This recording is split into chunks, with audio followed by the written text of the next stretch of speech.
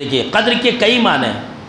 قدر کا ایک معنی ہوتا ہے قدر اور منزلت، چونکہ اس رات جو بھی عبادتیں کی جاتی ہیں اللہ کی نظر میں اس کی بہت زیادہ اہمیت ہے، اسی لیے اس رات کا نام شب قدر پڑ گیا ہے۔ آگے اللہ رب العالمین نے فرمایا تنزل الملائکۃ والروح فیہا بإذن ربہم من کل امر، کہ اللہ کے فیصلے کو انجام دینے کے لیے، ذرا غور سے سنیے، اللہ کے فیصلے کو انجام دینے کے لیے اس رات زمین کے اوپر فرشتے اور روح الامین اترتے، فرشتوں کے سردار جبریل امین کا نزول ہوتا ہے زمین کے اوپر۔ اللہ اکبر! کس کام کے لیے؟ اللہ کے فیصلوں کو انجام دینے کے لیے۔ سنیے، یہ جو شب قدر کی رات ہے نا، 5 رات، یہ 5 راتوں میں سے ایک رات ایسی ہوگی جو لیلۃ الحکم والی رات ہوگی، فیصلے والی رات ہوگی۔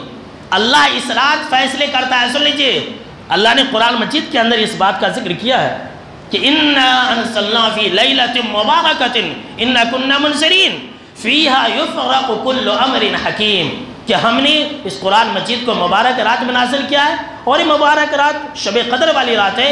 فِيهَا يُفْرَقُ كُلُّ أَمْرٍ حَكِيمٍ، جس کے اندر ہر مضبوط بات کا فیصلہ کیا جاتا ہے۔ جی ہاں، سن لیجئے، اللہ رب العالمین جبریل امین کو شب قدر کی رات میں لوح محفوظ سے اٹھا کر کے حوالہ کر دیتا ہے شب قدر کی رات میں، کہ یہ سال کتنے لوگ مریں گے، یہ سال کتنے لوگ پیدا ہوں گے۔ فیصلے ہوتے ہیں کہ یہ سال کتنے لوگ ہلاک و برباد ہوں گے، یہ سال کتنے لوگوں کو کتنی رزق ملے گی، کون انسان کتنا پیسہ کمائے گا، کون انسان بھکاری ہو جائے گا، کون انسان بری موت مرے گا، کون انسان اچھی موت مرے گا۔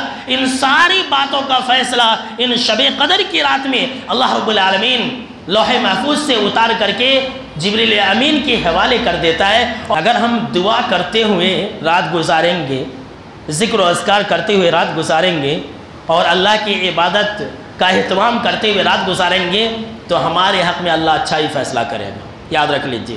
لہٰذا اپنے نیند کو قربان کیجئے اللہ کے لیے میرے دوستو، ایسی رات پھر نہیں ملے گی۔ اس رات کا اندازہ آپ کو اس وقت ہوگا جب آپ قبر کے اندر تنہا ہوں گے، اس رات کا اندازہ آپ کو اس وقت ہوگا جب آپ اللہ کے سامنے میں سوال و جواب دینے کے لیے کھڑے ہوں گے، اس رات کی اہمیت کا اندازہ آپ کو اس وقت ہوگا جب آپ حشر کے میدان میں سورج کی گرمی کے نیچے ہوں گے، تب آپ کو اندازہ ہوگا کہ اس رات کی کتنی اہمیت ہے اور اس رات کی کتنی فضیلت تھی۔ ایک معنی ہے قدر کا فیصلہ، اندازہ، جیسا کہ ابھی آپ نے سنا کہ اس رات میں موت اور حیات، زندگی اور رزق کے فیصلے کیے جاتے ہیں، اسی لیے اس کو لیلۃ القدر کہتے ہیں اور اس کو لیلۃ الحکم بھی کہتے ہیں۔ اسی طرح سے قدر کا ایک معنی ہوتا ہے تنگی۔ جی ہاں، سن لیجئے، تنگی۔